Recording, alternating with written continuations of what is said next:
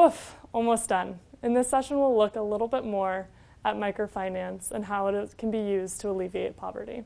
There's no magical solution to alleviate poverty. It's often a combination of multiple different remedies, such as empowerment, forward-thinking design programs, policy change, education, sometimes even aid.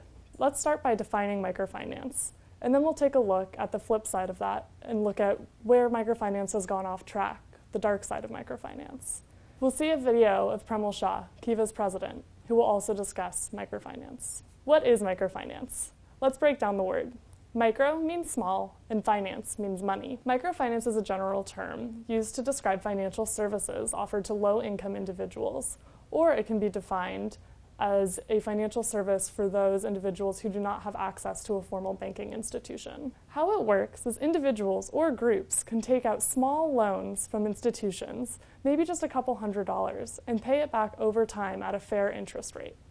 The majority of institutions through which Kiva provides loans are microfinance institutions, or MFIs. They act as the go-between between borrowers and lenders on our website. MFIs often provide a variety of different programs for their borrowers, such as savings accounts, insurance, and financial education. Microfinance loans work just like a regular bank loan, except for they're offered to people that may not have a bank account or a credit history, or any other means to secure loan approval known as collateral.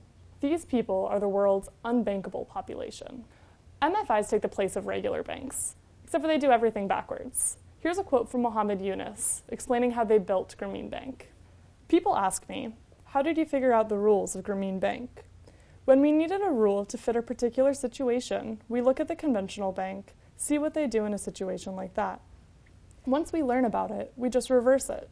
Conventional banks would go to the rich people, we go to the poor people. Conventional banks are owned by the rich men. This bank is owned by poor women. Conventional banks work in urban areas, and we go to the rural area. We keep on reversing every single rule, and what we have are a whole bunch of rules that are just a mere image of conventional banks. That's what Grameen Bank is all about. While conventional banks have been recently targeted for irresponsible lending practices, microfinance history has had a dark side too. A few years ago, the dark side of microfinance emerged and tarnished the image of what microfinance was initially set up to accomplish. Similar to conventional banks, some microfinance institutions were found charging high interest rates to their borrowers and overlending. Interest rates averaged to about 37% worldwide, and some MFIs were found charging their borrowers 80 to 125%. This is due to a lack of transparency. Due diligence and strict regulation of these institutions can help lower the risk of overlending and verify interest rates. As with anything, microfinance can be used for good or for bad.